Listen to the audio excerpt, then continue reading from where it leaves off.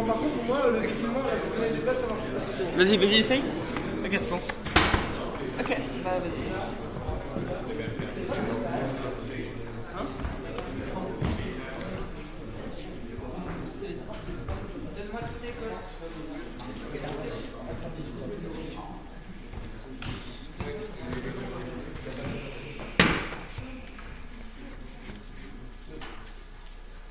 La procédure, normalement, c'est qu'il y a quelqu'un qui présente. Bonjour, nous allons donc avoir un magnifique séminaire donné par Tito sur une petite introduction aux théories des catégories. C'est notre premier séminaire de la semaine. Merci beaucoup de votre présence et merci beaucoup Tito d'être là. Voilà.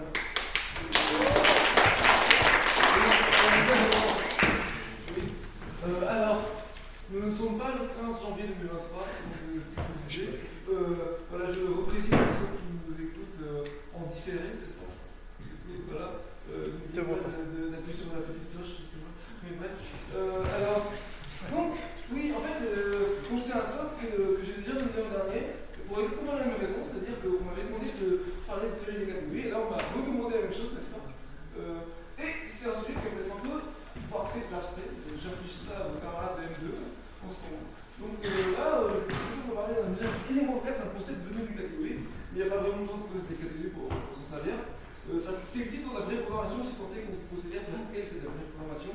Voilà, en réalité je vais faire et peut-être je vais parler de la sémantique internationale. Si le temps le permet, en fait oui, parce qu'on a plein de temps. Donc voilà. Mais j'ai pas envie de m'attarder sur ma propre personne, mais plutôt de vous raconter des monades. Donc c'est parti. On va commencer avec JavaScript. Bon, allez. Alors, JavaScript c'est un truc qui s'appelle une promesse, qui a été standardisé en 2020. En fait, ça sert à traiter des choses de façon asynchrone.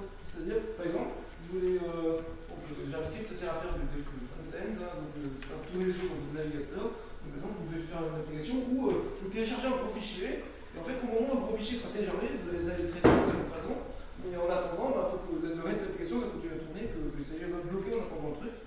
Donc vous embarquez ça dans une promesse. Donc, en fait, c'est genre, voilà, il y a le fichier, donc il y a un objet qui représente le fichier qui est en train d'être téléchargé, et en fait, il vous promet que, à un moment, soit il va se terminer, il va dire, ok, voilà, je vais le télécharger, soit il va vous envoyer un code d'erreur, et dans les deux cas, il va appeler une fonction qui va gérer la nouvelle valeur obtenue.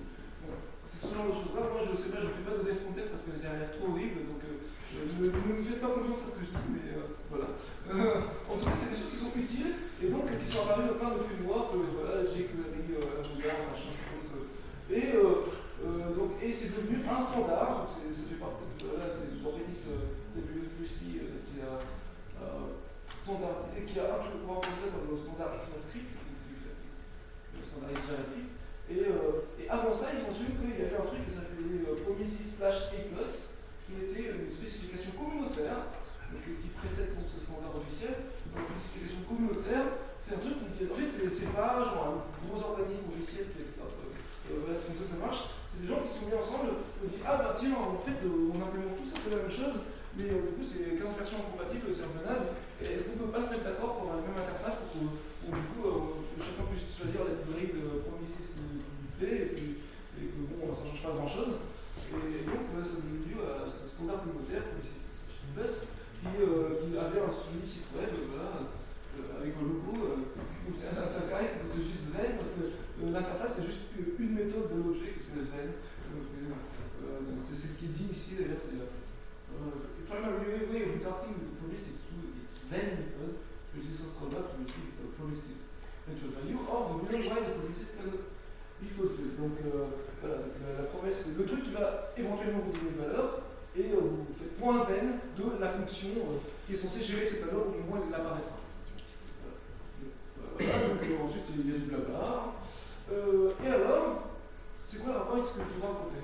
C'est que, bon voilà, c'est bon, il y a un mot-clé qui est une catégorie. Donc en 2013, il y a un monsieur, Ryan McKenna, qui dit ah ben, il y a des grosses discussions en ce moment dans la communauté JavaScript sur les promesses.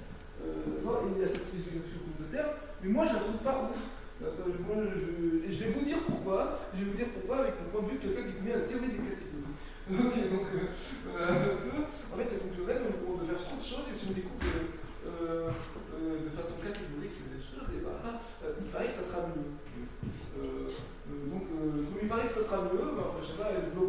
devais être assez persuadé qu'il y avait quelqu'un qui avait posté ça sur GitHub, sur le GitHub du projet Promises Plus, en bug report en disant ah ben vous devriez relire cette proposition et implémenter ça parce que ça a l'air quand même vachement mieux. D'accord. Et on lui répond non. Voilà, en fait on lui répond non, ta gueule. C'est complètement irréaliste ce genre de truc. Les gens qui aiment beaucoup s'amuser avec des machins de catégorie, mais ça n'a rien à voir avec ce qu'on fait en JavaScript. C'est que pour des langages fonctionnels typés bizarres que les gens n'utilisent pas. Donc non, fais pas ça. Donc lui, il appelle ça Language Fantasyland. Oups. Faut donner ça. Donc ça va réapparaître. Maintenant, on peut dire non, ce n'est pas réaliste, ça n'a rien à voir avec la vraie programmation des vrais gens qui veulent faire tourner les sites. Okay. Alors, fast forward quelques années, 2017, donc 4 ans, là, il y a des gens qui se plaignent de Promises. Donc, au départ, on avait introduit des Promises parce que ça améliorait la situation par rapport à ce qui se passait encore avant. Ce qui se passait encore avant, c'est que vous n'avez pas un objet de première classe qui était la promesse. Vous aviez juste, tout ce que vous pouviez faire, c'était passer votre callback à une fonction qui allait éventuellement la rappeler après, mais bon, du coup, en fait, si l'endroit où vous aviez le truc, enfin, c'est pas l'endroit où vous pouviez définir un callback correctement, mais il y avait un problème en quelque sorte.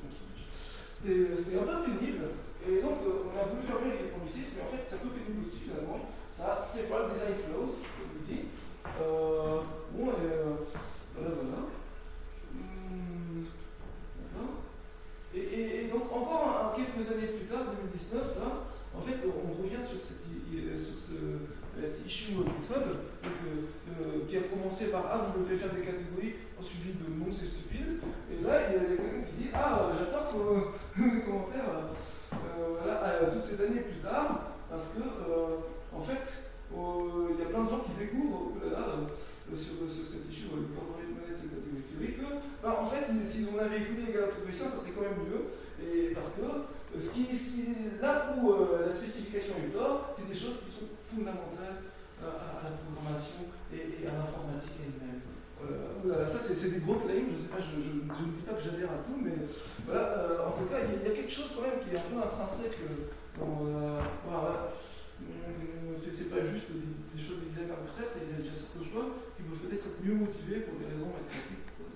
Ça c'est intéressant, je pense, parce que peut-être que si vous commencez l'informatique, vous avez l'impression que la programmation, faire des vraies méthodes, c'est des recettes de cuisine, et ensuite, là où il y a vraiment des maths, c'est genre l'algorithme, c'est quand vous résout des problèmes compliqués. Et là, on est en train de vous dire, dans des choses de plomberie, en fait, de base d'application, il y a des questions potentiellement d'ordre mathématiques comme ça qui se posent quand on veut faire de l'ingénierie un peu élégante. C'est un peu intéressant comme point de vue quand même. On peut avoir ses réserves, mais voilà. C'est un peu. Les catégories en programmation, c'est un peu ça. Donc, donc là, lui, il a pas mal de pouces vers le haut, pour qu'il voit que, en fait, là, celui-là qui dit non, il a beaucoup de pouces vers le bas, là, il a 473, mais ça, voilà, c'est un screenshot qui a été pris des années après, donc c'est pour ça qu'il y a plein de gens qui sont venus dire bouh, t'as eu tort, mais bon, voilà, mais c'est a posteriori, hein. Et donc là, Reddit dit aussi bouh, t'as eu tort, mais de façon assez méchante, voilà. Les gens sont méchants sur internet parfois. Ne soyez pas trop méchants. Et si on retourne sur ce truc Broken Promises où la personne faisait le constat que oups, en fait, les Promises, ça améliore la solution, mais c'est pas la panacée non plus. Et en fait, il y a quand même des trucs qu'on aurait pu faire mieux, c'est d'utiliser des monades, des choses, des foncteurs, et donc des trucs de catégorie. Et donc, il conclut par If I take up your interest, I urge you to have a look at the Fantasyland project. Vous voyez, vous vous souvenez, c'était la phrase de l'autre personne pour dire ah non, mais c'est pas réaliste. Le Fantasyland project, ça consiste à montrer que on peut faire des structures algébriques en JavaScript, comme nous l'avons.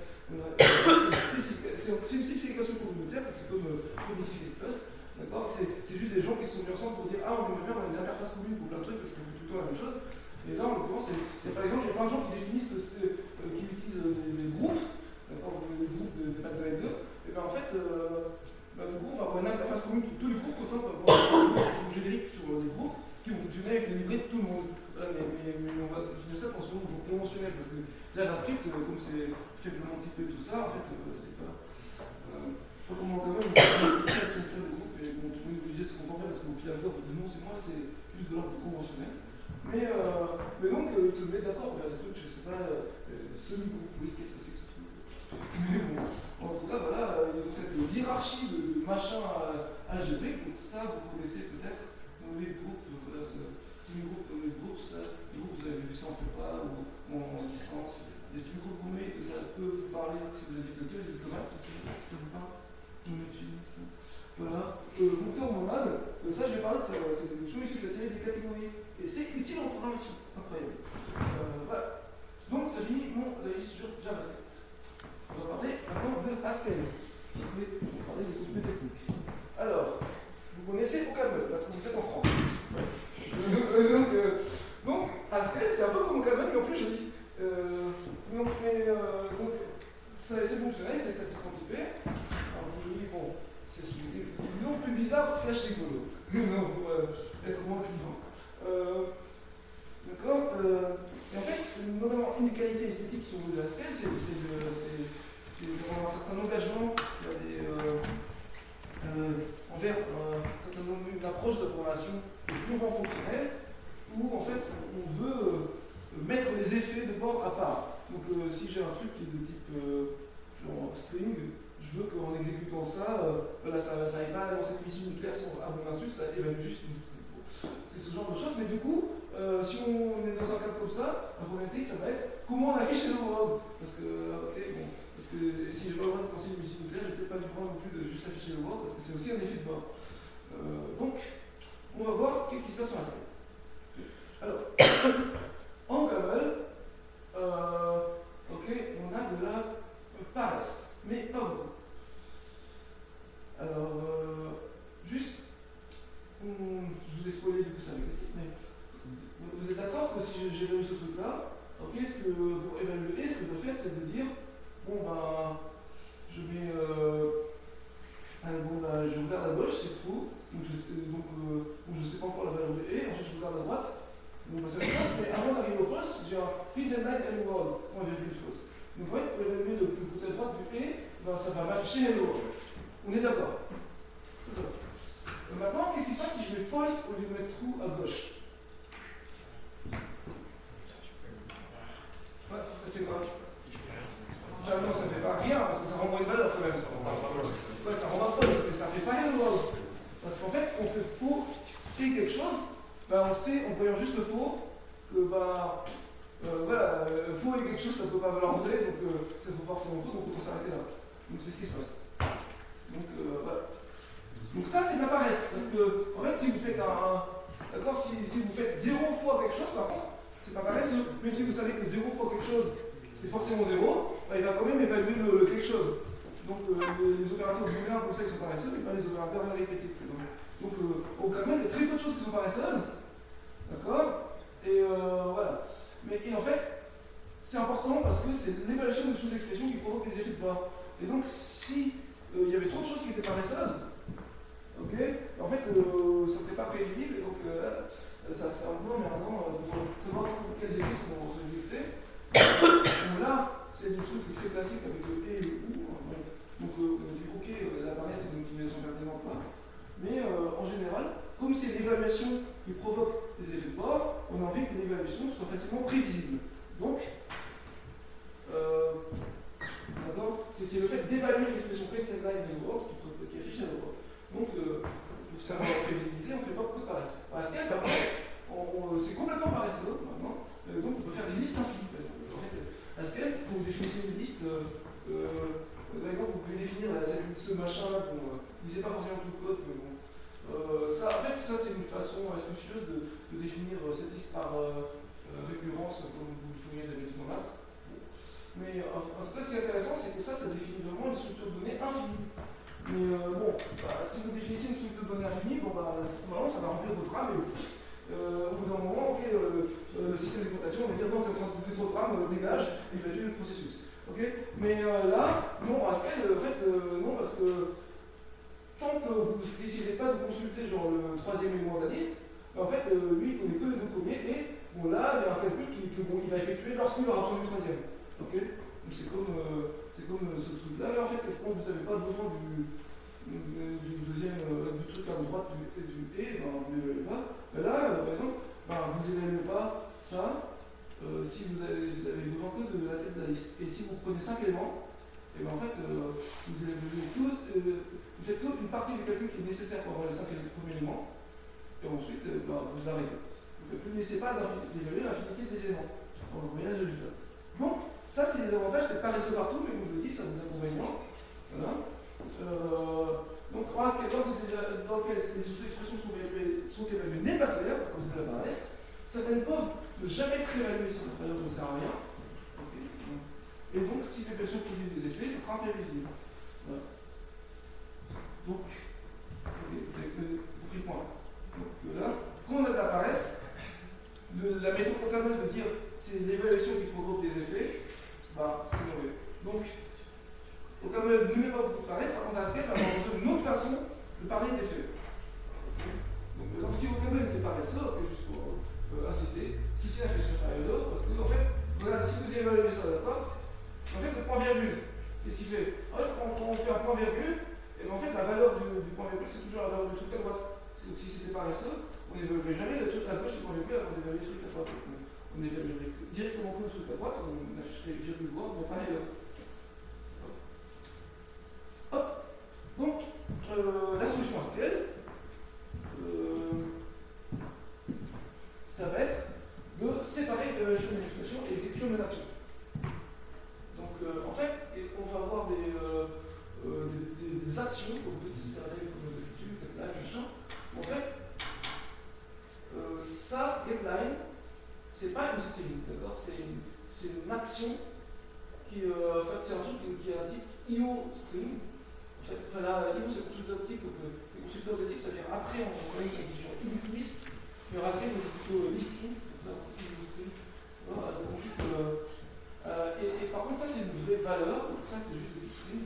Alors, la différence, c'est quoi? C'est qu'une expression de type string, comme ça, ben, ça s'évalue en une chaîne de caractères, et l'évaluation ne produit pas d'effet. L'évaluation ne produit jamais d'effet ensemble. Par contre, ce truc-là, okay, ça s'évalue dans l'action, et une fois que c'est évalué dans une action, et ben, si c'est dans un contexte qui dit qu'il faut qu'il s'exécute, et ben, on pourra l'exécuter pour produire un effet, et c'est le moment où on l'a jamais exécuté que ça va envoyer une chaîne de caractères. Et donc, la chaîne de caractères, enfin, le deep string, il est empaqueté à l'intérieur d'un IO, ce qui veut dire que pour récupérer le string, il va falloir faire un effet. Donc, c'est explicité dans l'expression. Et tout test RN, ok, bon bah, lui, il prend une vraie valeur string et il envoie une action qui produit la valeur unique, mais du coup, la valeur unique, on s'en fout. Donc, ce qui est intéressant, c'est que l'action, son exécution et non son évaluation sera des effets. Voilà, donc ça c'est le principe des effets en Haskell. Donc là, je vous ai écrit ça avec de la notation do, là, c'est que do, c'est mon clé spécial pour dire exécute-moi une suite d'actions. Mais en fait, ça, c'est du sucre syntaxique qui s'élabore en ceci.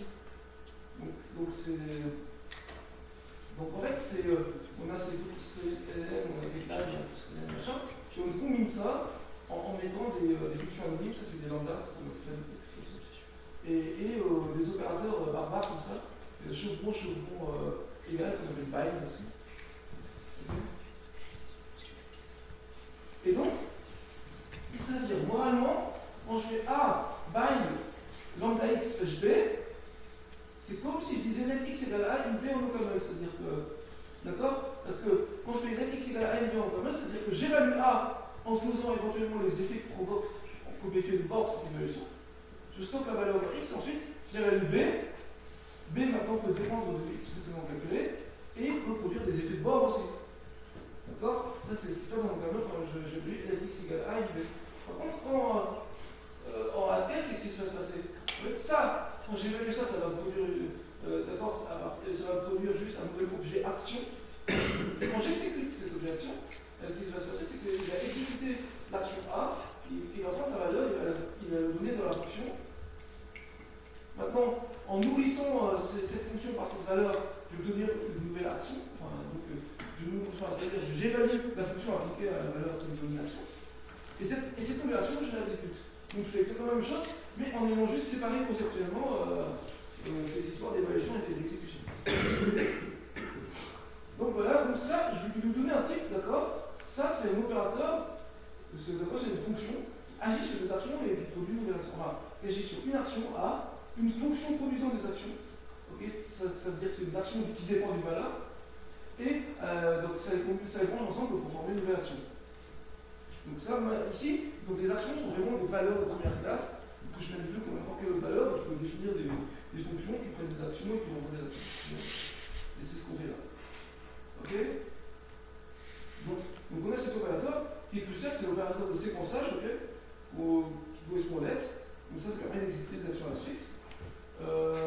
Mais c'est pas un vrai opérateur en domaine, c'est bien inscrit. Et on a aussi une fonction qui s'appelle return, qui est d'accord. Ça vous dit que si vous avez genre 5, le nombre 5, alors return 5, c'est l'action qui, quand vous l'exécutez, va renvoyer la valeur 5, mais produire aucun effet à part ça. Donc ça permet de se rendre des valeurs pures en action sans effet. Donc, on a ces deux fonctions. Et en fait, ce qui est rigolo, c'est que ces deux fonctions sont tout ce qui est nécessaire pour pouvoir désucrer, entre guillemets, la notation de bout, d'accord? La notation de bout, là, que vous avez ici. En fait, quand vous voulez traduire en vrai truc, okay, vous vous débarrassez du mot-clé de bout, et bien en fait, vous avez juste besoin du bind, et puis le return, pour les plus possible. Donc, ça ne dépend pas du fait qu'on utilise ce type d'IO des actions, ça dépend juste du fait qu'on dispose d'un type, un constructeur de type M, d'accord, qui supporte ces deux opérations-là.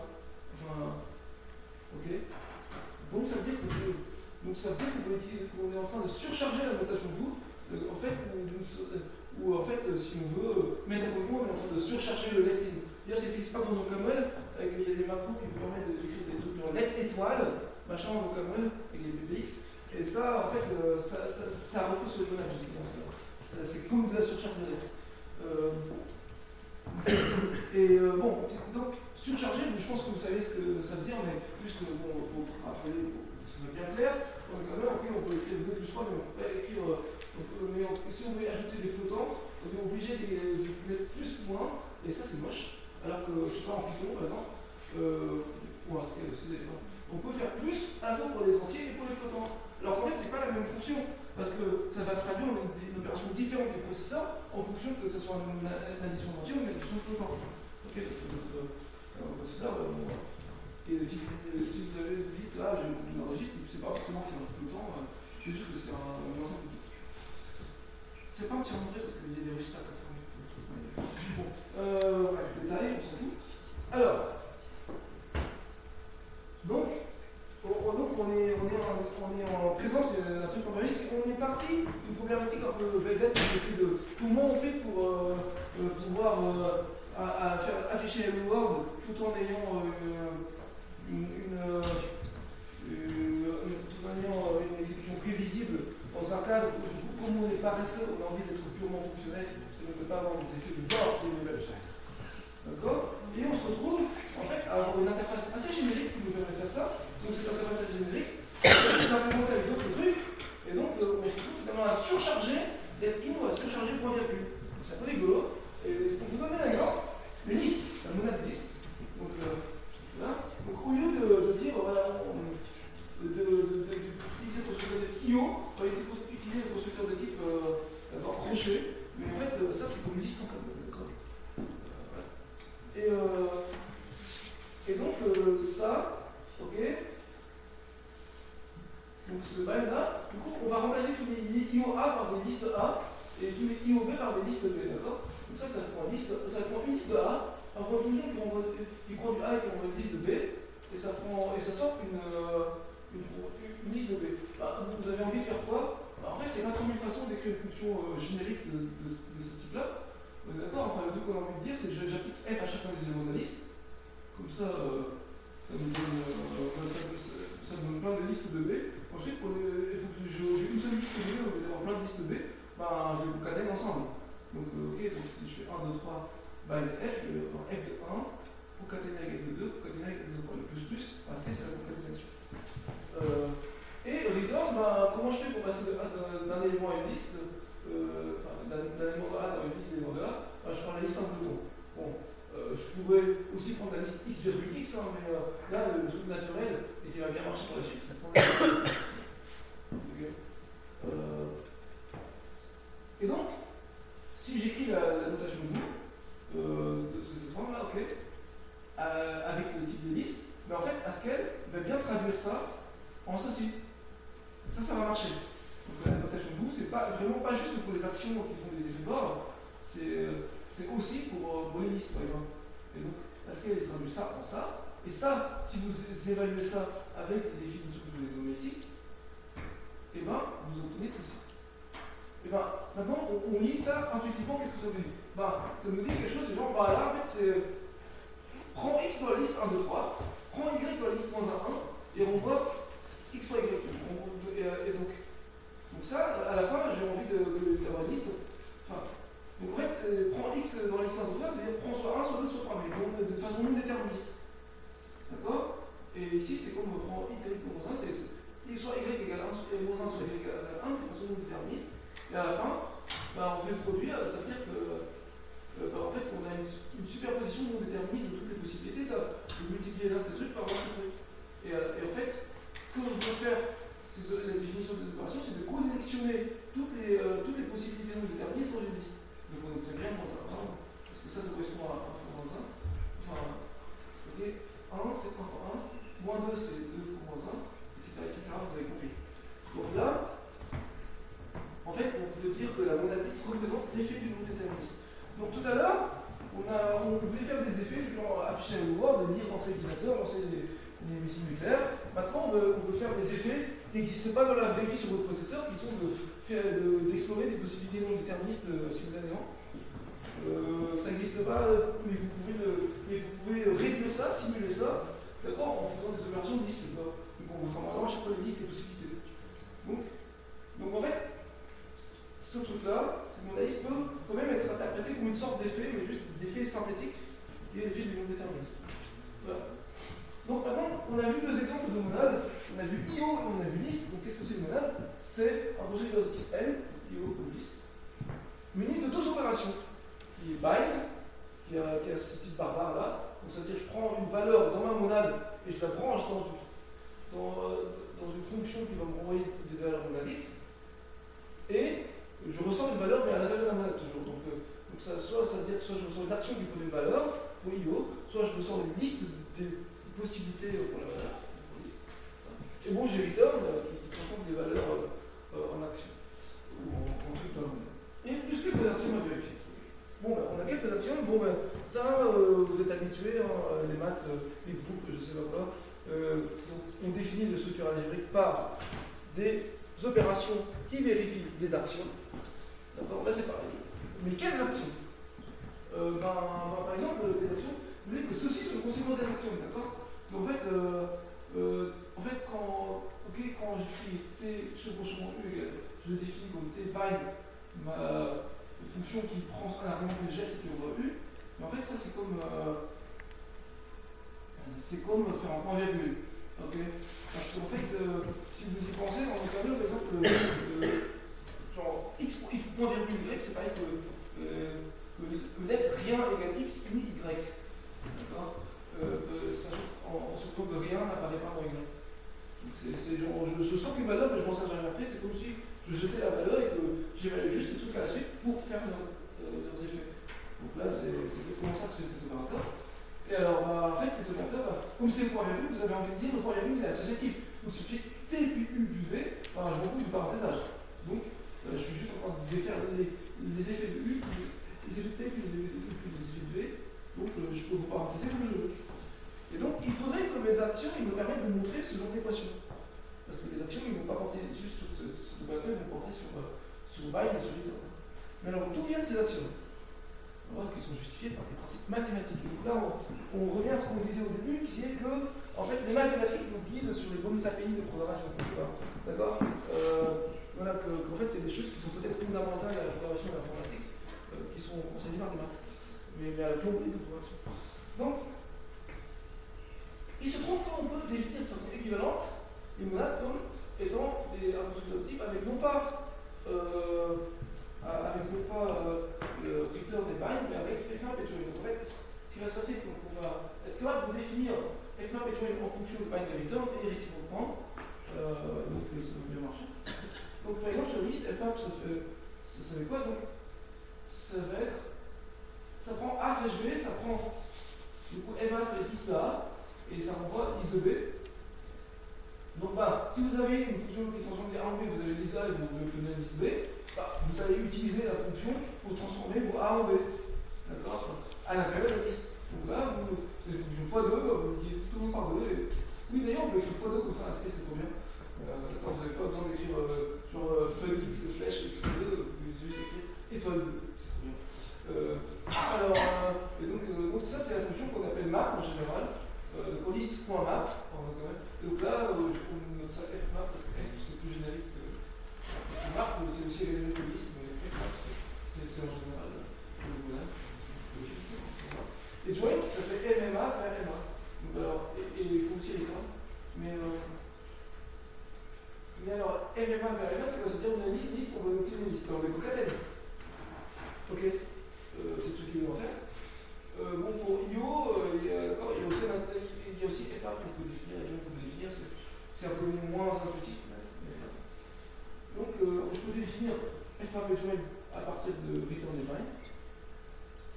Réciproquement, bind s'exprime avec join et fmap, et bon, attendez, on peut ici exclusivement.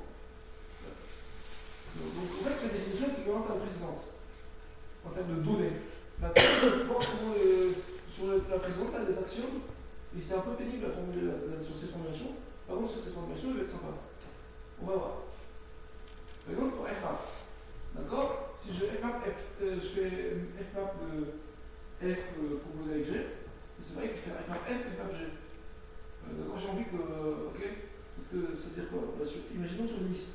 J'applique g à tous les éléments de la liste, puis j'applique f à tous les éléments de la liste. Du coup, j'ai appliqué f ou g à tous les éléments de la liste. Donc ça, c'est un axiome assez évident de dire qu'on implique que ces fmap sont compatibles avec la composition. Ok? Donc ça veut dire que c'est compatible avec l'identité. Donc ça veut dire que si je fais fmap identité, ben, en fait, je transforme ce qui est à l'intérieur de la monade, mais avec la fonction identité. Donc la fonction identité fait rien, donc je vais rien transformer. Donc c'est censé avoir les mêmes éléments. Bon. Ça, on a un constructeur de type avec une fonction fmap qui vérifie ça. Ça s'appelle un functeur. Donc le constructeur de type liste, il vaut un functeur. Mais on a plein d'exemples de functeurs, c'est une méga utile en programmation. Le constructeur des dictionnaires appelé K et vers V, donc functeur en V. Donc en fait, les structures de données en général, c'est des containers, d'accord, les trucs qui contiennent des valeurs, c'est des functeurs, c'est-à-dire que la structure de functeur, ça va consister à dire fmap, ça prend une fonction et ça applique la fonction à chacune des valeurs qui sont stockées dans votre structure de données. Donc les listes, ça applique, ça transforme chacun des éléments de la liste, mais vous devez avoir un arbre, vous avez une recherche qui dépend de la clé, et qui est ces valeurs, et comment vous transformez les valeurs. Ce genre de choses. D'accord? Donc en fait, ça c'est. Voilà, déjà il y a une famille d'exemples extrêmement utiles en programmation, c'est les structures de données. Donc c'est le concept, avec un nombre à part catégorique. Petit en programmation. Et donc, une monade c'est un functeur avec join, vecteur, des combinaisons à vérifier. Mais lesquelles? Et bien en fait, on va faire un truc, c'est que en fait, là je vais écrire MMA flèche MA, je vais écrire en M rho M flèche, double flèche M. Je suis juste en train de cacher le. Donc là je fais des maths, je fais plus du vrai Haskell, donc ça c'est dans ma tête, c'est ce que ça se passe. Et donc mais en fait c'est une façon de cacher par là, de dire c'est en fait une flèche, là, ça veut dire c'est une transformation entre constructeurs de type qui applique le même problème de type des deux côtés. Et M rho M, c'est la composition des deux. Parce que M de M de A, c'est M rho M de A. Okay. Donc plutôt, là c'est A flèche M, A c'est l'identité de A. D'accord? Donc ça c'est l'identité flèche M. Donc on peut écrire ça comme ça. Bon, mais les gens, dans ma tête, juste pour faire mes notes. Et ça ressemble à une structure algébrique composée dans le sens M Ben ça, vous voyez, c'est comme un M croix M. Si, attends, là, il faut faire trop d'imagination pour dire que le rond, c'est un peu la même chose que la croix. Okay. Donc M croix M slash M, d'accord, c'est pas de composition binaire. Et ID slash M, en fait, ID, c'est un peu comme asymptoton. Alors ça, c'est encore plus bizarre, mais parce que si vous avez dit que rond, c'est comme croix, ben, ID, c'est l'identité, c'est l'élément neutre de la composition. Et le symptoton, d'accord, c'est l'élément neutre du produit cartésien. Donc du coup, le parallèle, il cherche toujours. Okay, donc si je prends symptoton flèche M, en fait, c'est comme choisir un élément donné une fonction symptoton flèche M. C'est exactement juste choisir l'élément M parce que cette fonction elle est uniquement déterminée par son image. Okay. Donc on a cette transformation. Donc en fait, c'est comme. Donc là, on est dans un. Donc ça, on peut le voir un petit peu comme. Le fait de munir son constructeur de type d'une bonne composition dessus et d'un élément choisi entre les dessus. Et alors, on a une associativité tout à l'heure, on a dit qu'on avait une associativité tout à l'heure, et donc ça fait penser au monoïde. Sachant que les monoïdes, c'est des structures qui effectivement sont définies à partir de leur composition binaire et d'un élément distingué dans l'ensemble qui est l'élément neutre.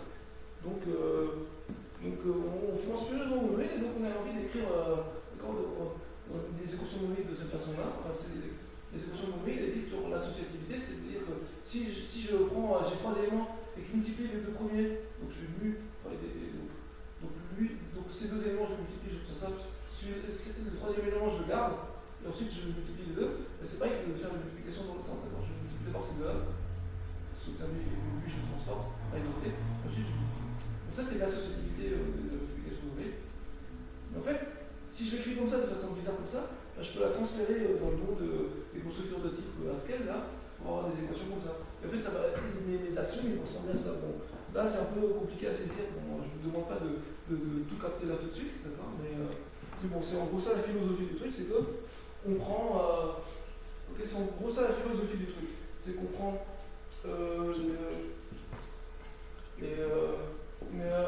les équations des monoïdes, d'accord, que vous connaissez, l'associativité et le fait qu'on ait un élément neutre, et on les transforme un peu formellement en équations sur des constructeurs de type en Haskell. Voilà. En fait, qu'est-ce que ça veut dire ça? C'est qu'on est. Donc, en tout cas, mais cette transformation un peu formelle, elle est justifiée, disons, mathématiquement, et donc elle vous donne les bons axiomes, les axiomes qui vont vous permettre d'obtenir les propriétés que vous voulez sur les monades. Donc, voilà, on a fait des maths abstraites, on a obtenu les bons axiomes qui permettent de concevoir la bonne API de programmation. Ça, c'est le truc. Donc, qu'est-ce qu'on a fait en fait dans cette transformation formelle?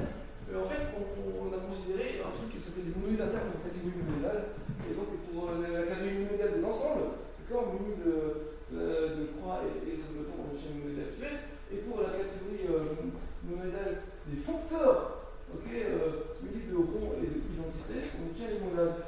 Donc, c'est le vecteur dimensionnel. Là, c'est le point de vue méga. En fait, c'est les méthodes qui ont entendu ça.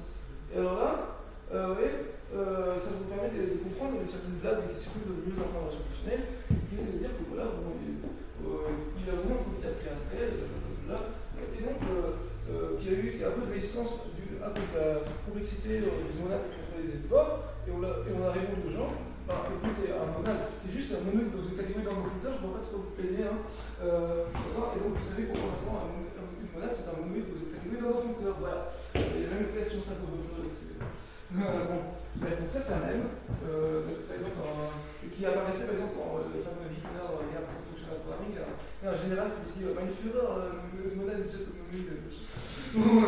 Bref, vous pouvez chercher ça. Et donc, du coup, je vous ai défini ce que c'est une monade, mais je ne vous ai pas dit ce que c'était une catégorie, alors que je dis que les monades, c'est défini à partir de catégories. Alors, les catégories, c'est une classe d'objets, avec toute classe d'objets, une classe de morphisme. Voilà. C'est une catégorie, c'est. Par exemple, une morphisme peut se composer en fait, c'est des graphes, c'est des graphes fluentés. D'accord. Les objets, vous pouvez appeler ça des sommets, les morphismes, vous pouvez appeler ça des arêtes. D'accord. Et c'est juste des arêtes, vous allez voir décomposer. Et donc, en fait, il y a des arêtes, c'est des entités qui sont des petites boucles sur chaque sommet et qui sont neutres pour leur position. Et donc, maintenant, les ensembles et l'application entre ensemble, ça forme une catégorie. les morphismes sont des applications, et la composition, c'est la composition habituelle. D'accord. Voilà. Ensuite, on a les groupes et morphismes de groupe, parce que quand je compose deux morphismes de groupe, j'obtiens encore un morphisme de groupe. Ça, c'est un théorème qui me permet de satisfaire la définition d'une catégorie. Et ensuite, il y a des types Haskell et des programmes type algébrique. Quand je peux composer deux programmes Haskell, et je peux remonter un niveau, etc. Et une catégorie monomodale que je vais mentionner, ça vient avec la structure supplémentaire. Donc en fait, il y a plein de paramètres des catégories, en théorie des catégories. Ça, c'est des catégories de base, mais on peut faire plus compliqué. Les catégories monomodales, c'est celle qu'il faut faire parler de ça. Donc en fait là, au lieu de dire de catégorie de functors, il faudrait même dire de monoïdale catégorie de functors. Ça c'est encore plus retard, ça serait bien. Alors, du coup, pourquoi on a parlé d'endofuncteurs parce que en fait, je vous ai défini les functeurs, et souvent la citation c'est que ça parlait d'endofuncteurs. Et donc un functeur, en fait, en général, selon les mathématiciens et les mathématiciennes, ça va d'une catégorie dans une autre. On met des objets sur des objets, des morphismes sur des morphismes, et ça préserve la composition identique. Donc c'est la notion à laquelle on s'attend entre guillemets morphisme entre catégories. On voit qu'on considère que les catégories c'est des structures algébriques en elles-mêmes, mais les structures algébriques, les morphismes qui préservent la structure, là ça s'appelle des functeurs. Et par exemple, le functeur des groupes dans les ensembles qui oublie que le groupe est uni des bonnes compositions. Alors, ça c'est un functeur. D'accord. Donc il part de la catégorie des groupes, il arrive à la catégorie des ensembles. C'est pas les mêmes catégories. Et donc, voilà, c'est un peu plus général que ce qui se passe en Haskell, où on est obligé de partir de la catégorie des types de programmes Haskell et d'arriver dans la catégorie des types de programmes Haskell. Donc c'est plus général parce que c'est inventé. Donc il y a des points pour faire des trucs qui n'ont rien à voir avec la information. C'est beaucoup à la base de la topologie algébrique, et ensuite la géométrie, la théorie des nombres, etc. Donc c'est bien vraiment des natures assez abstraites, algébriques. Et bon, il se trouve que c'est une opération. Bon. Du coup, un endofuncteur, c'est un functeur de catégorie dans elle-même, où la source et la destination coïncident. C'est comme endomorphisme. Alors, si vous vous souvenez de l'algèbre linéaire, un endomorphisme, c'est un morphisme d'un espace vectoriel dans lui-même. Alors, un endofuncteur, c'est un functeur de catégorie dans elle-même. Okay. Et les monades des mathématiciens et des physiciens sont des endofuncteurs. Donc, on a vraiment besoin de dire endofuncteur dans la situation. Et les functeurs en programmation, en fait, c'est des functeurs, comme je vous dis, de la catégorie des types de programmes. Mais ça, c'est juste que, en fait, quand on utilise des functeurs en programmation, on a accès à une seule catégorie. Donc, on n'a pas trop le choix, il faut partir de cette catégorie et arriver dans cette catégorie. Voilà. Donc ça, c'est l'origine de ces notions, c'est les natures. Bon, voilà. Et comment on est passé de cet univers-là, la topologie algébrique, ce genre de choses, à la programmation où on se sert des monades pour faire les words. Alors en fait, c'est passé dans la sémantique. La sémantique, d'accord, c'est un domaine de recherche qui consiste à donner un sens mathématique aux programmes en les interprétant dans les structures algébriques, grosso modo. D'accord. Et donc, si on était dans un langage de programmation tout bébête, une flashing, ça pouvait être représenté juste par une application de l'ensemble des entiers naturels dans lui-même. Bon, voilà. Mais dans un langage qui a des effets de bord comme OCaml, c'est pas possible. Déjà, OCaml, avant de parler de ces effets de bord, il faut parler du fait qu'il y a letrec, et que quand on a letrec, on peut faire des boucles infinies. Donc ça, c'est déjà. Donc quand on a une détermination de la récursivité, tout ça, ça c'est ce genre de truc, ça marche pas, parce que déjà, il faut que ce soit des fonctions partielles pour la non-terminaison, okay, parce que si je ne boucle pas, si je boucle infiniment, je renvoie aucune valeur. Et puis en plus, les fonctions partielles, elles sont pas assez riches en structure pour faire la récursivité comme il faut. Donc en fait, il faut des trucs qui sont constitués par rapport à une topologie, machin, enfin. Voilà, ça devient un peu compliqué. Donc on travaille dans d'autres catégories que celles des ensembles. Moi, la catégorie du domaine de Scott, voilà, ou ce genre de choses, là, dont les objets, c'est des ensembles avec un peu plus de structure, et les morphismes, ça va être des fonctions qui préservent cette structure, et grâce à cette préservation, on va pouvoir avoir des techniques qui permettent de modéliser le programme récursif, tout ça. Et maintenant, quand on est à ce stade-là, on est passé d'une autre catégorie que celle des ensembles, pour gérer les effets de bord, il faut encore changer de catégorie, il faut encore rajouter une couche de technologie catégorique pour considérer une monade. En fait, une monade, à la base, donc, avant d'être un device syntaxique que vous pouvez utiliser dans votre langage de programmation pour faire des choses, c'était une technique de sémantique sémantique pour modéliser le sens de programmes dans lesquels il n'y a pas forcément de monade qui apparaissent explicitement. Donc, on va interpréter un programme en Cobol, on a besoin d'utiliser une monade sur une catégorie. Voilà. Et ensuite, les gens se sont dit, du coup,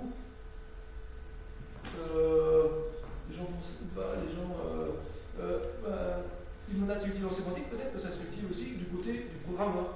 Et donc, il se trouve que la Haskell avait ce problème de ah, mais merde, on ne sait pas faire proprement Hello World. On sait en faire un, mais on ne sait pas en faire de la suite. Parce que comment dans des bâtiments. Et là, du coup, les comités Haskell, ils sont allés regarder du côté des papiers de sémantique. Ils se disent ah, mais ça, c'est vachement utile. Voilà. Donc c'est venu de la recherche en sémantique. Et alors, quelques autres innovations syntaxiques en parallèle inspirées par la sémantique. Donc, je veux dire par là qu'on peut avoir la même démarche, d'accord, d'aller regarder ce qui se fait dans la modélisation mathématique du langage de programmation pour en tirer des choses qui vont nourrir le design du langage de programmation. Et la logique linéaire, donc ça c'est une spécialité de mon équipe. Moi j'ai fait ma thèse sur la logique linéaire. Ça a été inventé par un certain Jean-Yves Girard, qui est français, en fait, je ne vais pas mentionner ce détail, mais j'en ai vu, il y a des idées un peu de logique linéaire dans Rust. Enfin, je ne vais pas dire que Rust est un descendant de la logique linéaire, ça serait un peu de mauvaise foi, mais disons qu'en tout cas, il y a une parenté intellectuelle qui fait que,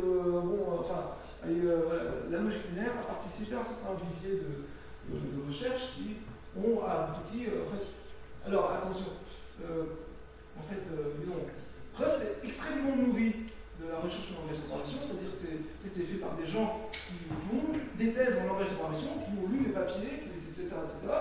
Mais ça vient du monde industriel. C'était développé chez Mozilla aussi, qui est fait une branche recherche du privé. Des gens qui font Firefox, c'est Mozilla. Et donc ça, c'est un peu un argument double tranchant, parce que ça montre à la fois que le genre de recherche qu'on fait dans le labo français, là, c'est utile, ça donne des choses qui marchent pour faire la préparation système et tout, c'est même intégré dans le Linux, machin. Mais en fait, pour faire ce transfert-là, il a fallu quand même que des gens qui avaient reçu cette formation, mais qui n'étaient pas dans les labos de recherche, le fassent. D'accord? Et alors, on peut quand même se poser la question de mais pourquoi est-ce que Linderia n'a pas développé Rust? Voilà, alors que Linderia développe Camel. Donc c'est un peu un échec. Pourquoi est-ce qu'on n'a pas été foutu de faire ça? Donc Ou alors, du coup, de façon plus optimiste, on peut dire oui, mais quand même, on a formé des gens qui, eux, ont se parvenu à faire ça, etc. Bon, est-ce que tu as un truc à dire sur l'articulation entre recherche et industrie, sur les incitations internes au monde académique, sur qu'est-ce qui est valorisé comme travaux, machin, d'accord, la question de résoudre les problèmes de la vraie vie des programmeurs et programmeuses versus résoudre les problèmes compliqués qui permettent de publier des papiers. Voilà. En tout cas, c'est intéressant parce que c'est on a des développements qui sont hype sur Reddit, R-programming, et puis qui viennent, en fait, si on remonte assez loin, de la sémantique des notations. Et un autre truc, vous avez fait du POC avec la dialectique, c'est ça? Oui, si vous avez vu du POC, vous avez vu que là, c'est rigolo de pouvoir faire des trucs formels, mais il y a plein de trucs pénibles.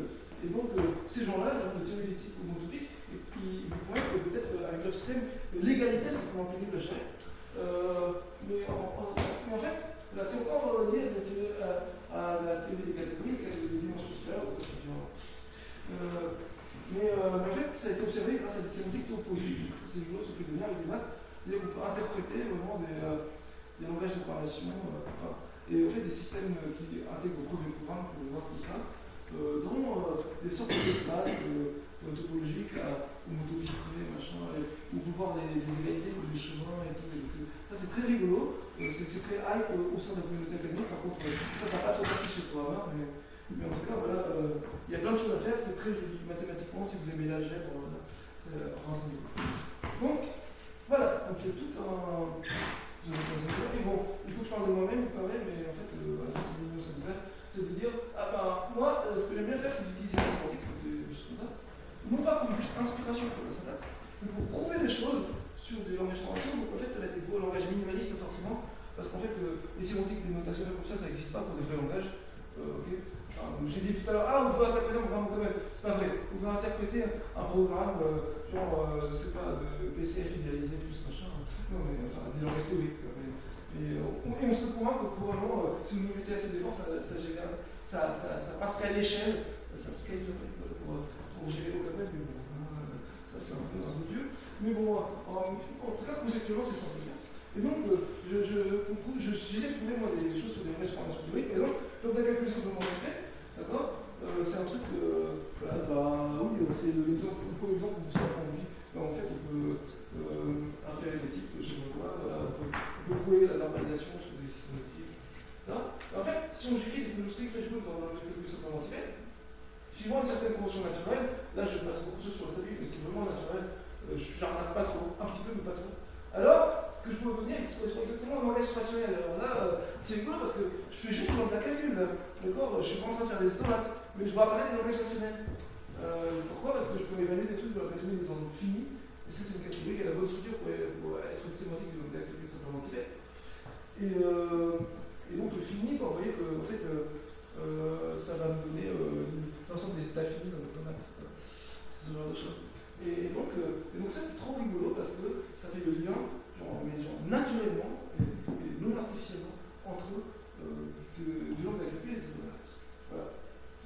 Donc en fait, une fois qu'on voit une piste comme ça, d'accord, ça c'est un terme qui était enfoui au fond d'un papier que personne ne disait, alors qu'il est trop bien. Là on peut essayer de prolonger ces liens entre le langage calcul et l'automate. Il y a plein de choses à faire, j'ai écrit un manuscrit de thèse de 200 pages là-dessus, il y a des choses à faire. Les catégories. Et alors là, les catégories, c'est pratique parce que les catégories de Google sont en langage commun. Par exemple, faire le pont entre ces différents domaines. Parce que, attendez, je reviens un petit peu en arrière. Je vous ai dit, c'est commencé par faire la théorie algébrique. C'était en géométrie, théorie longue. Ensuite, c'est passé dans la sémantique. Ensuite, c'est passé dans la programmation. Vous voyez, les catégories sont partout. Parce qu'elles sont très générales, parce qu'elles sont très abstraites. C'est comme les groupes, d'accord. Les groupes, ils sont partout. Dès que vous avez des symétries que vous voulez poser, vous avez nos sous-groupes. Qui est cette espèce de là. Dès que vous avez des processus qui sont branchables entre eux, tant que leur interface est bien, et bien en fait vous avez une notion de catégorie. Donc voilà, c'est vraiment, les catégories c'est vraiment un truc assez numérique. Et donc vous avez les catégories qui apparaissent, vous avez des processus comme ça, et les footers permettent de faire le lien entre différentes catégories. Donc par exemple, une catégorie qui parle de lambda terme, une catégorie qui parle d'automate, on peut les relier avec un footer. Et ce genre de choses-là, ça permet de prouver ce genre de théorème. Donc c'est pratique, on peut faire des catégories des automates. Autre spécialité des big plumes, faire des automates avec des catégories. C'est plein de choses très rigolotes à faire. Donc voilà, je vais m'arrêter là. Merci pour votre attention.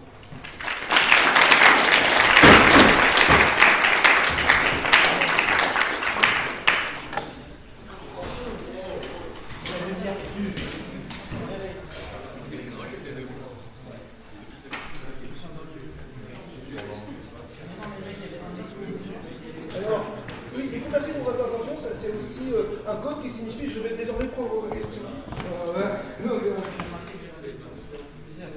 Oui. J'ai pas compris pourquoi les deux définitions de monade elles sont équivalentes. Genre au tout début, oui. Au début il y avait on va commencer à faire ça. Mais en fait non, on va faire ça vu que c'est plus simple et ça se comprend mieux et c'est équivalent. Parce qu'en fait, ce qui. Enfin, en fait, intuitivement je comprends pas. Ah mais il faut une intuition, enfin parce que ce qui se passe c'est juste. Je veux juste à peu près voir pourquoi c'est pareil. Alors en fait c'est plutôt que, ok, quand je reviens, alors, oublions les axiomes pour le moment, d'accord, oublions les axiomes, ok, et on s'intéresse juste aux données, aux opérations, ok. Si j'ai des opérations, si je parle de mes opérations, bind et return, ben, je peux définir fmap et join, d'accord. Donc, parce que je peux écrire fmap avec un do machin, et le do machin, je sais que je peux le désucrer en quelque chose qui utilise bind, et join, là je l'ai écrit directement avec bind, mais j'aurais pu aussi écrire un do machin. Donc ça veut dire que, en fait, là quand je suis à ce stade-là, je sais qu'en fait, redonner bind et return, c'est suffisant pour déterminer des opérations fmap et join. Dans l'autre sens? Oui. Et dans l'autre sens? Et dans l'autre sens, pareil, en fait, je peux définir, attends, mais je ne l'ai pas fait sur les slides, mais en fait, si, je l'ai fait ici, là, je peux définir bind, il faut que je join et fmap. Donc, si j'ai joint les graphes, je peux revenir en arrière. Et en fait, par contre, return, je le garde pour la définition. Donc, en fait, c'est juste bind par rapport aux deux autres. Oui. Donc, en fait, voilà, c'est ça. Si j'ai fmap join et return, je peux obtenir bind et return. Je tiens bind comme ça et return je le garde. Si j'ai bind et return, je peux obtenir fmap comme ça et join comme ça et return je le garde. Donc, je peux passer d'un ensemble d'opérations, enfin, d'une famille d'opérations à l'autre famille d'opérations, d'accord, et vice versa. Et en fait, c'est une correspondance bijective, c'est-à-dire que quand je passe d'un côté à l'autre, je reviens, je retombe sur le même. En fait, c'est juste une façon de présenter les mêmes opérations définissables, en fait. Et après, derrière, en fonction de quelle primitive je prends, je vais avoir des axiomes qui sont formulés différemment, mais c'est le même. C'est-à-dire que si j'ai un axiome sur bind, je remplace bind dans l'axiome par la définition de bind utilisant fmap et join, et j'ai un nouvel axiome. Ok. C'est bon? Ouais. Et si on prend fmap avec la fonction constante qui s'évalue en un b et le monoïde, la monade ma. Attends, donc je prends fmap avec une fonction constante, oui. Qui renvoie b. Ouais. Et un truc vide. Attends. C'est quoi la fonction constante? Là, on peut avoir du a dans b. Donc, oui, on peut avoir une fonction constante et on va un élément. Oui, c'est ça. Est-ce qu'on pourrait pas avoir return pour ça? Non, parce que voilà. Tu dis. Ça dépend, parce que si tu fais fmap de fonction constante en return a, on obtient un return. Mais si tu as déjà return, tu peux obtenir return. Avec un m unit. Avec un m unit. Mais non, mais un m unit, comment on obtient un m unit en faisant return unit, tu vois. Mais en fait, le truc, c'est que tu n'obtiens pas systématiquement. Enfin, voilà. Si tu prends les listes, d'accord, et que ton M1, c'est genre une liste qui contient 2 éléments. Et bien le fmap, sur une liste à 2 éléments, il contient toujours les 2 éléments. Donc si tu veux, ça ne peut pas être ça va différer des returns. Donc il faut que le truc que tu passes, le deuxième argument du fmap, il est déjà peut-être de return quelque chose quelque part, pour que ça marche. Donc on peut définir return à partir de return, mais c'est pas très intéressant. Ouais. Oui. Moi j'avais une question sur. Ouais.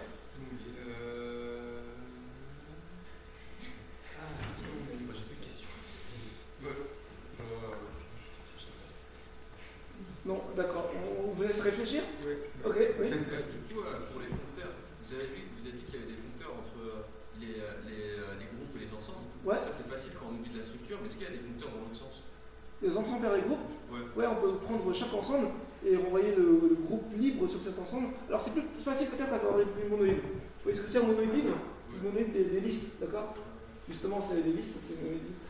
En fait, c'est relié parce que souvent les structures libres, ça donne des monades. Bon, c'est encore un truc. Bon.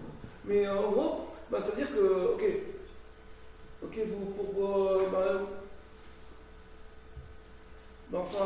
fait, vous prenez le foncteur.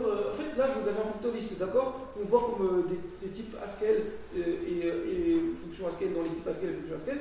Je peux aussi définir un foncteur liste qui va des ensembles dans les ensembles, où je prends l'ensemble des listes et je prends map. D'accord? Mais en fait, je peux me rendre compte que quand je fais ça, à chaque fois que je produis un ensemble de listes, je structure de monoïde dessus, qui est la concaténation. Et à chaque fois que je fais un map, en réalité, ce map, c'est un morphisme de monoïde entre deux ensembles de listes. Donc en fait, je peux améliorer mon foncteur des ensembles dans les ensembles en un foncteur des monoïdes dans un foncteur des ensembles dans les monoïdes qui me renvoie pour tout ensemble, le monoïde des listes à valeur dans cet ensemble avec la concaténation. Et ce monoïde des listes avec la concaténation, on appelle ça le monoïde libre. Voilà, donc c'est le foncteur monoïde libre. Donc on peut faire ça. Et donc, il y a un foncteur groupe libre aussi, qui va des ensembles dans le groupe, et qui est défini avec des façons plus compliquées, parce qu'en fait, au lieu d'avoir juste une liste d'éléments, on a une liste d'éléments et d'inverses formelles d'éléments, et qui peuvent s'annuler parce qu'on a des inverses. Ouais. Alors, je précise un truc aussi, c'est que les questions ne portent pas forcément que sur le contenu de l'exposé, parce que donc on vous fait défiler devant vous plein de gens qui sont dans le monde de la recherche, parce que en fait l'ENS prédispose plutôt à faire une carrière de recherche. Il ne faut pas considérer ça comme une fatalité. Vous avez le droit de vous rendre compte, je veux faire médecine, je veux aller dessiner des films d'animation, d'accord. Non, mais je mentionne médecine par exemple parce que les passerelles, il y avait une passerelle en troisième année, je sais pas chez vous, ici comment ça marche. Mais en tout cas, voilà, si vous avez des questions sur de la recherche, ou sur n'importe quoi, ou sur qu'est-ce que ça fait d'avoir 30 ans, je sais pas. Allez-y, en fait. Oui. Oui. Du coup, cette formalisation des langages de programmation avec les catégories, les monades, tout ça, est-ce que ça intéresse les vrais gens qui programment ou c'est juste très niche et très... Bah, c'est un peu niche. C'est-à-dire que ça intéresse les gens qui font de la programmation fonctionnelle. Donc là, Haskell, d'accord, on répond à un vrai besoin avec les monades cette histoire de Hello World, machin. Donc c'est pour ça que c'est à cause du fait que le langage était paresseux et que la paresse forçait à être purement fonctionnel que Haskell a eu une adoption un peu de force des monades et que du coup les gens ont beaucoup développé ça. Et après il y a des gens dans d'autres langages de programmation, mais ça reste des langages fonctionnels, donc c'est un peu niche genre OCaml qui se sont intéressés aux monades aussi.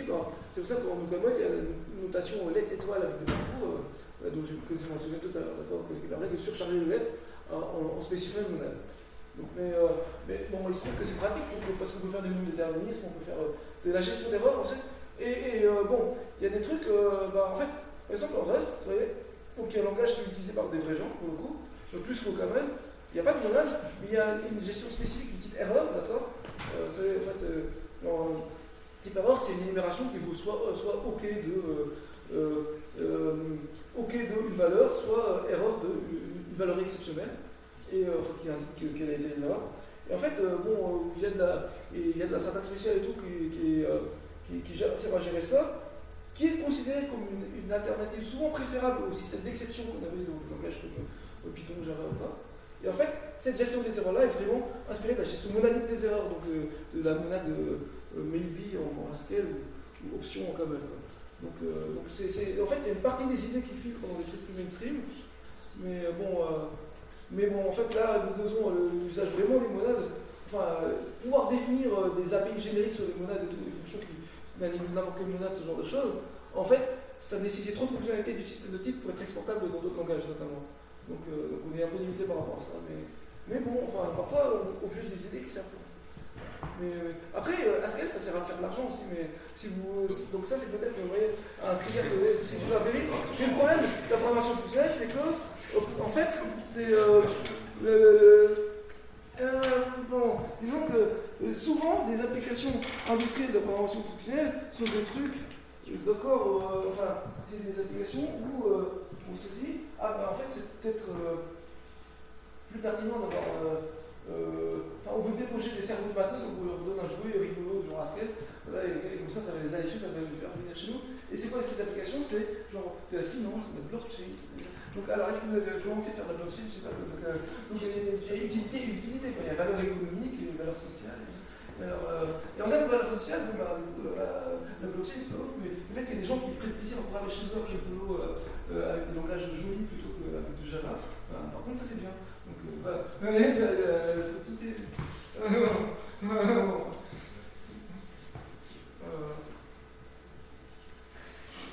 Oui. Est-ce qu'il y a, donc on a vu les monades et rapidement les monolithes, mais oui.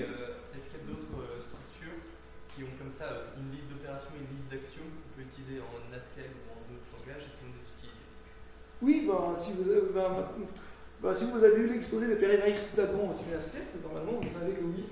Mais par exemple, des trucs genre. En fait, vous voyez, j'avais des vecteurs, j'ai dit que les structures de données c'est des vecteurs, ok? Parce que je peux transformer chacun des. Mais en fait, souvent, quand on a une structure de données, non seulement on peut transformer individuellement les éléments dans la structure, on veut aussi pouvoir les agréger par exemple. Dire je prends la somme de tous les nombres qui sont contenus dans mon dictionnaire. Ce genre de choses, d'accord? Et ça, en fait, ça c'est encore un autre truc qui s'appelle foldable, qui est défini par des opérations, des axiomes, etc. Donc en fait, il y en a plein. Ça c'est quelque chose d'extrêmement grand à Haskell, moins dans d'autres langages de programmation, parce que le système de type encourage moins, mais voilà. Oui. Si Haskell existe, pourquoi est-ce que les gens continuent de développer d'autres langages fonctionnels, typiquement OCaml, parce qu'ils ont mieux? Mais alors c'est quoi la question? Pourquoi? La question c'est pourquoi il y a des gens, au lieu de prendre Haskell, ils se sont dit tiens on va créer OCaml, ça va être bien. Alors, il y a plusieurs réponses. La première réponse, c'est qu'au Camel, c'est l'intérêt stratégique en France, parce que en fait, la recherche française est connue pour Coq, enfin, qui s'appelle désormais Roc, normalement, mais je crois que le changement de nom n'a pas encore été bien propagé, donc je vais dire Coq, Cocorico. D'accord, donc, que vous connaissez désormais, normalement, et qui du coup est une fierté de la recherche française, parce que les chercheurs en langage programmation des États-Unis, quand ils veulent formaliser un truc sur machine pour vérifier que leurs preuves par induction avec 25 cas elles sont justes, ils utilisent Coq, donc ça s'exporte bien, ça s'exporte bien dans le milieu académique, mais quand même ça fait du prestige de l'idée tout ça.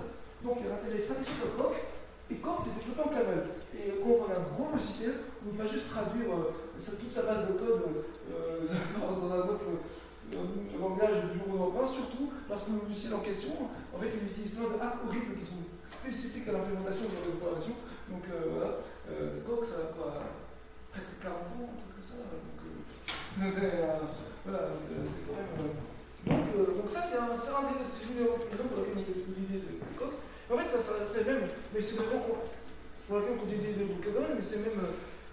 Enfin, vous voyez que genre C++, je sais pas, on pourrait dire, ça peut là de façon tout à Rust, c'est mieux que C++ strictement, mais c'est pareil, C++, il y a tellement de code legacy dedans, enfin beaucoup plus que du code legacy quand même, que c'est pareil, donc en fait, il faut des gens qui continuent à maintenir des compilateurs, c'est à faire évoluer le standard C++, je veux dire, etc. Et parce qu'il faut continuer à faire vivre le langage, parce qu'on en dépend. Mais alors, par contre, oui, il y a un argument plus positif que on en dépend, du coup, sous les gens dedans, ce qui est toujours triste. C'est de dire au Camel, ça cite un compromis différent dans le choix des designs de Haskell. Haskell, c'est très expressif, parce que c'est par certains aspects, mais du coup, il y a des choses qui sont, disons, moins intuitives. Par exemple, l'estimation de performance. En fait, quand on écrit un programme en Camel, c'est un peu facile d'évaluer. Peut-être la performance que ça va avoir en Haskell. Parfois, on écrit un programme qui est très élément et tout, et à la fin, on se rend compte que c'est en train de bouffer toute la RAM parce que en fait, le programme il a alloué plein de calculs qui ne forcent pas, et du coup, il y a plein d'accumulations dues à la paresse, ce genre de phénomènes, et qui ne sont pas franchement surprenants. Donc peut-être que, je ne sais pas si je veux tout la gauche, je peux faire quelqu'un, mais je ne sais pas. Donc, ça dépend. Enfin, les langages ont aussi des fonctions différentes. Même quand ils se ressemblent, ils peuvent avoir en fait, des spécificités qui font que un tel est bon outil dans tel contexte, etc. Donc, il n'y a pas. J'ai une petite préférence pour Haskell par rapport à Camel, mais bon, c'est pas mal d'ordre émotionnel. En fait, je ne vais pas vous dire que rationnellement Haskell c'est 100% mieux. Ça c'est un peu stupide. Il n'y a que des mauvais langages de toute façon. Hein. Il y en a qui sont moins mauvais que d'autres pour certaines applications, mais voilà. Oui. On s'était vu un séminaire de théorie homotopique des types. Comment ça s'intègre dans tes recherches? Attends, on s'est vu un séminaire? Ouais, de Hugo Cadière. Oui. De Hugo Cadière. Ah mais oui. Mais du coup, est-ce que ça s'intègre dans tes recherches? Non, moi je fais pas de la recherche en théorie. Bon, il se trouve que c'est lié à la correspondance pour programme, donc c'est lié à ce genre de choses. Parce que ça, c'est un peu il y a du lambda calcul, c'est le logique intuitionniste, tout ça, machin. Mais moi je fais pas de la théorie des types homotopiques. Mais c'est juste que, je sais pas, c'est un sujet que les gens dans la communauté, il y en a pas mal qui connaissent parce que c'est intéressant. Mais en fait, pour les chercheurs, on connaît aussi des trucs qui ne sont pas l'objet immédiat de ce travail. Mais est-ce que ça s'insère dans le plan?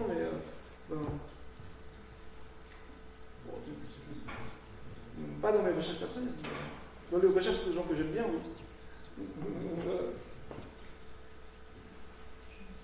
Oui, mais Hugo, lui, il fait vraiment une thèse de philosophie de la théorie des homotopiques des types. Oui, c'est compliqué, parce que c'est compliqué comme la théorie homotopique des types. Donc, venant d'un background philo, pas trop de maths, je pense que oui, c'est pas. Bon.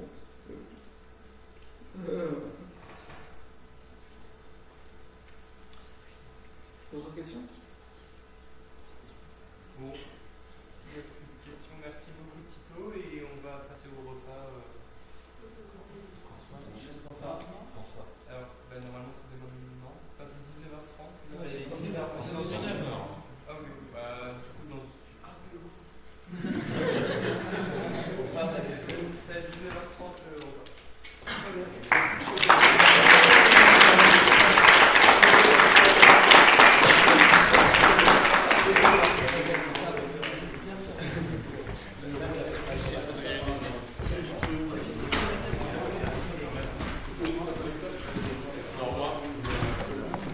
Oui, il y a moyen de...